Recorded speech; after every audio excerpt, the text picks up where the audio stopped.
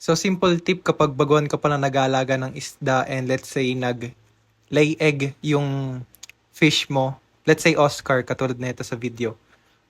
Wag mo agad ililipat yung mga eggs sa ibang aquarium or lagayan kasi tendency kapag hindi yung parents nagpaypay, lalo na kapag baguhan ka pa lang, hindi ka knowledgeable kung ano yung tamang water condition para sa mga egg.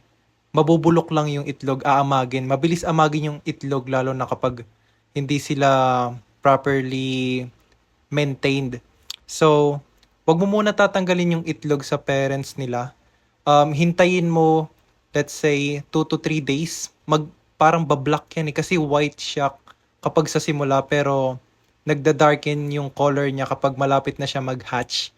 Hintayin mo mag 2 to 3 days. Di naman yan kakainin ng parents unless kapag in some